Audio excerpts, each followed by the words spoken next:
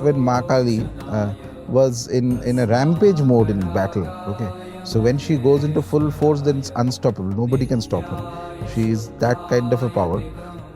Then this child manifested, and looking at the child, her motherliness was evoked and she calmed down. That's one story that comes. This child, then it was revealed, is actually none other than, he was named as Vatuka Bhairava, Vatuka Maha Bhairava. Okay. Vatuka means a small child. And slowly, when we see the actual, the larger krama of mantras and all that, we see that Vatuka is none other than Lord Shiva.